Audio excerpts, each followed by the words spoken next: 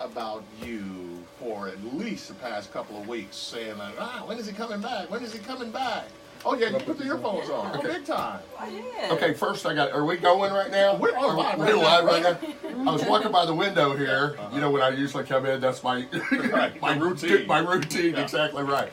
And I walked in here and I said, when I went in and looked, I thought, oh my gosh, there's a bunch of beautiful people sitting in there. You too, Terry. Oh wow. Like he's excluding me. But anyway, it's great to be here. It always is great to be here because I just love everybody's heart. And I just love We you love guys. your I heart. really Happy. do. Yeah, we appreciate that. Hey, we were talking about, of course, getting your CDL, of course, driving trucks. And first thing we were talking about last week, I think we were talking about bad weather. Are there, what are some of the things that I guess, you don't have to go long and give us a list of things, whatever. Is it just at least one thing that a driver should be aware of when it's bad weather? Because you still have, products and goods to deliver and good stuff like that. Yeah, go slow.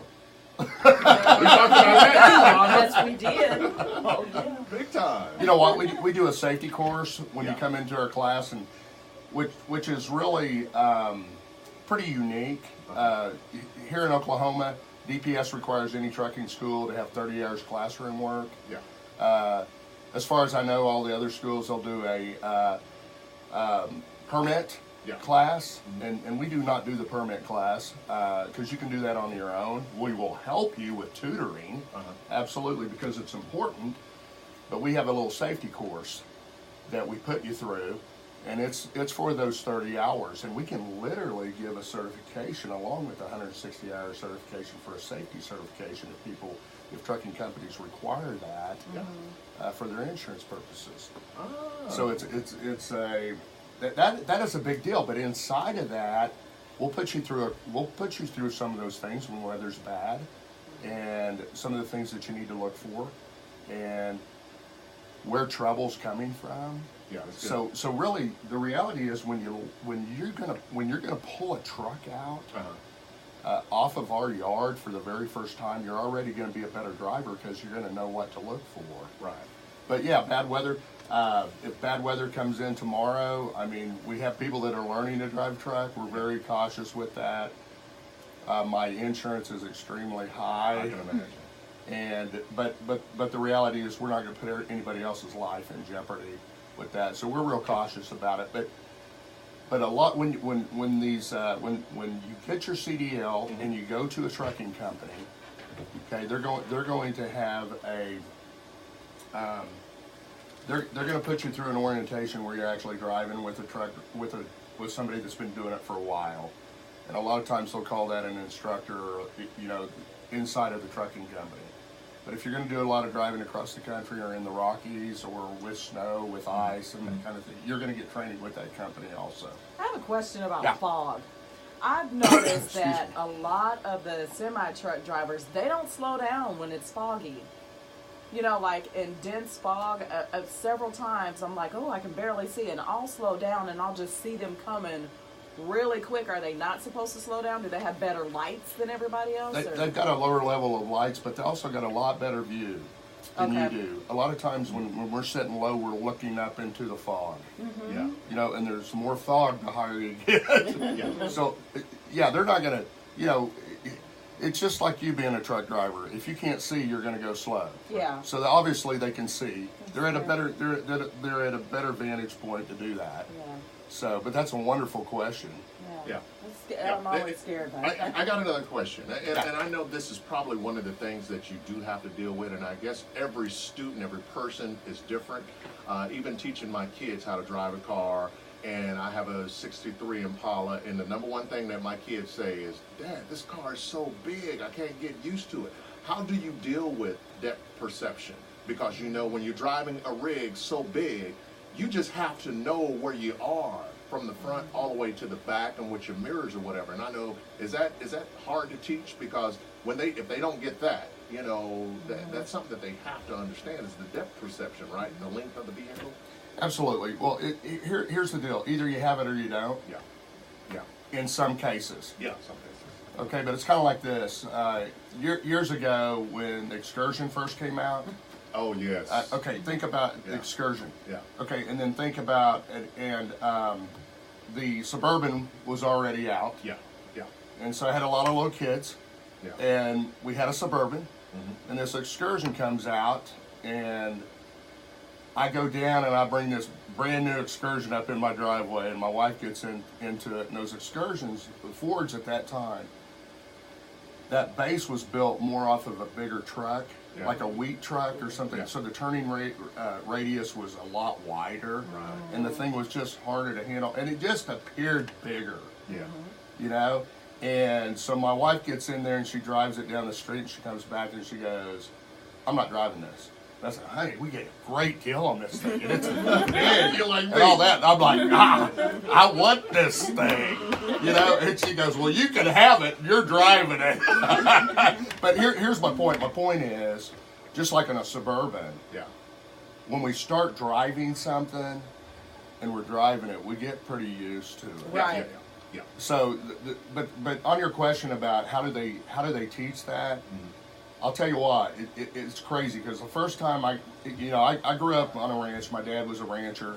I farmed since I was literally 13 years old for all of his friends, and I drove big equipment, 4-wheel drive tractors and things like that. So when I get in the first semi, the tractor trailer that I bought, I get in that, and that's the first thing that I notice is you can't see behind you. So I'm sitting there, and I'm back in that trailer, and I'm doing things on my yard, which I probably shouldn't say. but I'm out there, and I'm moving that truck. And the first thing that I realized was, okay, look, these things, when you'll notice now when I say this, but if you'll see a truck, and he's backing up to unload a product, and you notice how he'll back or she'll back about 10 foot. And then they'll pull up. Yeah. You know, you've seen that, and you're thinking, kind of, what are they doing? Well, they learn right from the very beginning if they're off on that trailer, because once you get too far off, it takes a whole football field to get that thing. It's not like backing a boat trailer. You know what I mean? You know how we are. You know. So it's not like that. But the key thing is this that just blows my mind is on that backing. They literally teach you with your mirrors to look at the rivets on those trailers. Okay. So you're not necessarily looking at the hole that you're putting it in. Right.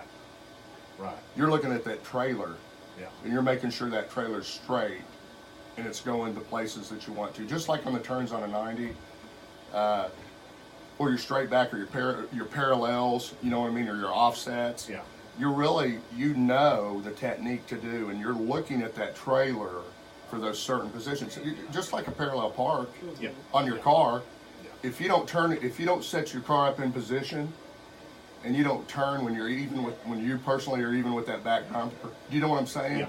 Then you're not gonna be able to do it, and that's exactly how they teach you on driving a truck. Okay, well, what I need to know, let's go back to the basics here, okay? Because you're talking about students that have never driven a truck before. I'm scared right now, okay? Because who are these crazy instructors or brave souls that's getting behind the wheel with these people that have never driven? And where are you guys driving? Is it out on a landfill or something? I mean, where do you teach this? Where do they practice this? Well, we have a large lot that we lease, and we literally have a lot of space. But, Lana, you've got to. You got to learn to drive a truck, and you got to learn to drive in traffic. We put them in traffic. Yeah, they're driving around. But the brave souls are these guys that have 35 years of experience driving. All right. Yeah. And so obviously they're really comfortable with the truck. We have handbrakes on there. If somebody's gonna, if Terry's gonna plow into somebody, I got a handbrake over there that instructor can pull.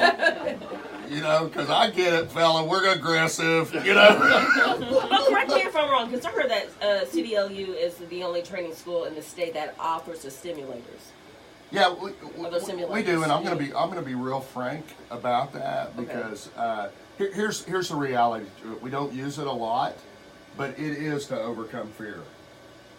I can see that. And you would adjust that to the person, I would assume. That's exactly right. Now, nothing's going to overcome. That's good. Driving a truck to learn to drive a truck. You're just not ever going to get better than that. Okay. Yeah. But a simulator, what it can do is it can teach you to back. Yeah. Because what we're doing is we're using 2 monitors on the outside as your mirrors. Okay, and so you're going to learn through the backing to do that. It also, very interestingly, you're talking about snow and sleet, and you're talking about how to drive in that. It simulates that. Yeah. So we can choose the weather, and we can choose, what kind of roadway you're driving on. It'll simulate the road. Absolutely, Everything. yeah. It'll simulate the Wow. feel, and it's in the steering wheel. It's really with successful driving, and we don't think about this a lot. But the more intuitive you are with anything, the better you're going to be with it. Right. So it's kind of like in your own vehicle. You really got to feel your tires. You got to feel the ground through your steering wheel. Yeah. Okay. You know what I'm talking Yeah. about? And some people just don't get that. You know, the people in the ditch. Yeah.